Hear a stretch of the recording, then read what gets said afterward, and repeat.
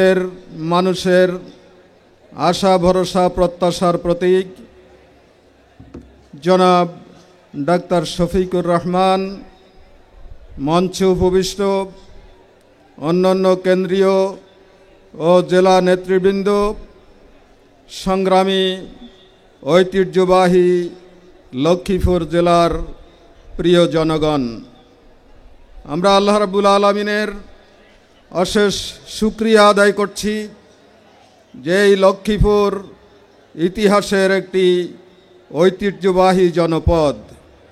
এখানে অনেক বড় বড় আলেম এসেছেন, ঐতিহ্যবাহী বেশ কয়েকটি আলিয়া মাদ্রাসা রয়েছে, কলেজ রয়েছে।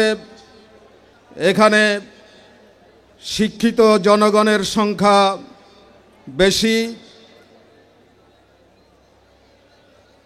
আমাদের এই জনপদে জন্ম নিয়েছিলেন মাওলানা লুৎফুর রহমান মারহুম ও মাগফুর। এখানেই জন্ম নিয়েছিলেন মাওলানা নুরুল আমিন আতিকি রাহেমাহুল্লাহ। এখানেই এখনও জীবিত আছেন আওলাদে রাসূল সৈয়দ জাবের তাহেরি সাহেব। এই ধরনের নাম না জানা অনেক আলেম ওলামা মাশায়েখ এখানে জন্মগ্রহণ করেছেন। তারা এখানে ইসলামের প্রচার করেছেন, মানুষকে ইসলামের সাথে আল্লাহ তাআলার সাথে সম্পৃক্ত করার জন্যে তাদের জীবনে তারা অনেক ঐতিহ্য রেখে গিয়েছেন, ইতিহাস গড়ে তুলেছিলেন। তার পাশাপাশি আমরা দেখতে পাই এই জনপদে আল্লাহর দ্বীনকে প্রতিষ্ঠিত করার জন্যে ত্যাগ এবং কুরবানির ক্ষেত্রেও এই জেলার জনগণ পেছনে ছিল না। লক্ষ্মীপুরের গত 100 বছরের ইতিহাস যদি আমরা সামনে রাখি তাহলে অগণিত আল্লাহর বান্দা এই লক্ষ্মীপুরে আল্লাহর দ্বীনকে প্রতিষ্ঠিত করার জন্যে জীবন দিয়েছেন, রক্ত দিয়েছেন, শহীদ হয়েছেন। আমাদের প্রিয় ভাই লক্ষ্মীপুর জেলার নায়েবে আমির জনাব ডাক্তার ফয়েজ আহমদ, তিনি এখানে স্বৈরাচারী হাসিনা সরকারের পেটুয়া বাহিনীর নির্মম অত্যাচারে শাহাদাত বরণ করেছেন। ইসলামী ছাত্র শিবিরের সাবেক কার্যকরী পরিষদ সদস্য আমাদের প্রিয় ভাই মহসিন এখানে রক্ত দিয়েছেন, জীবন দিয়েছেন। এইভাবে অগণিত শহীদের ময়দান হচ্ছে এই লক্ষ্মীপুরের ময়দান। আমরা জানি শহীদের রক্ত যেখানে ঝরবে সেখানে জমিন উর্বর হবে, আর শহীদের রক্তে যে জমিন উর্বর হয় সেই জমিনে আল্লাহর দ্বীন প্রতিষ্ঠার কাজ দ্রুত এগিয়ে যায়।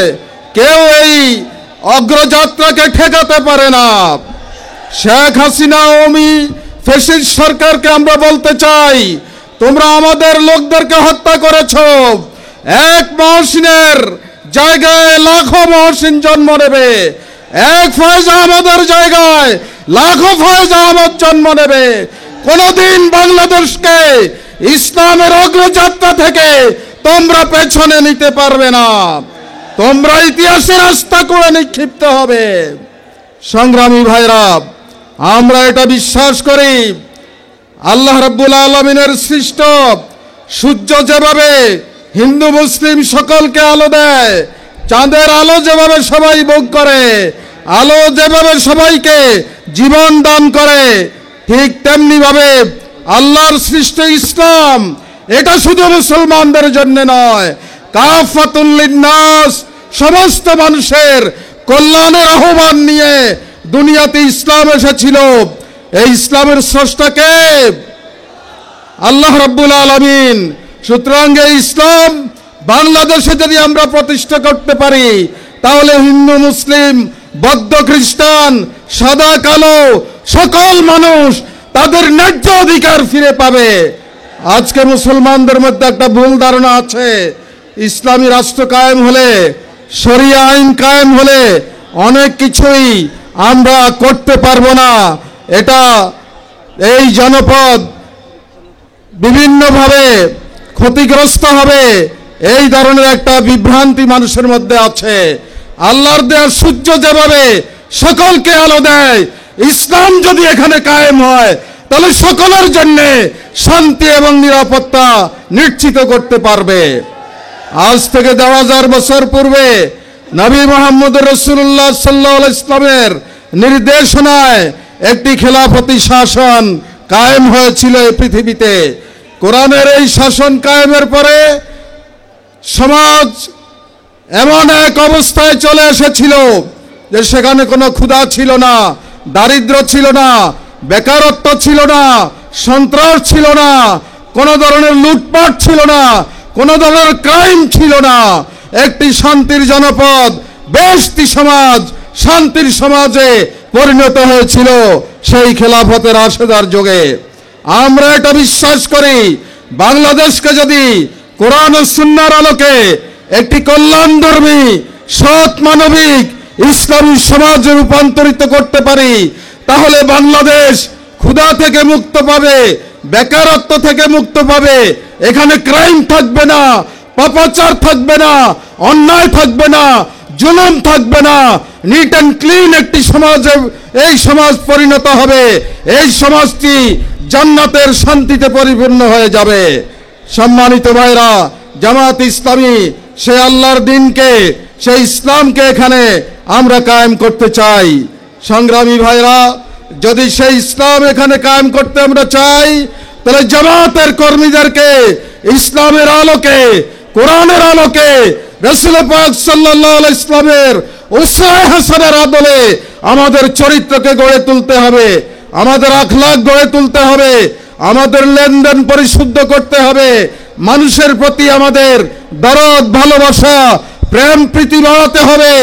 সমাজের যারা বঞ্চিত তাদের পাশে আমাদেরকে দাঁড়াতে হবে। যারা রোগগ্রস্ত তাদের চিকিৎসায় আমাদেরকে এগিয়ে আসতে হবে। যারা দরিদ্র তাদের দারিদ্র মোচনের জন্য আমাদেরকে এগিয়ে আসতে হবে।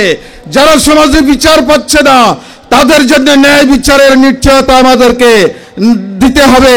সেজন্য জামাত কর্মীদেরকে এই সকল দিক থেকে, সমাজ পরিচালনার দিক থেকে, রাষ্ট্র পরিচালনার দিক থেকে অত্যন্ত যোগ্য হতে হবে, দক্ষ হতে হবে, তাদেরকে অভিজ্ঞতা সঞ্চয় করতে হবে। সেজন্য আপনারা কোরআন এবং হাদিসের প্রতি বেশি নজর দেবেন।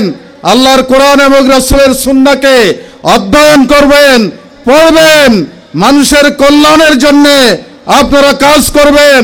ঘরে ঘরে ইসলামের দাওয়াত আপনারা পৌঁছায় দেবেন।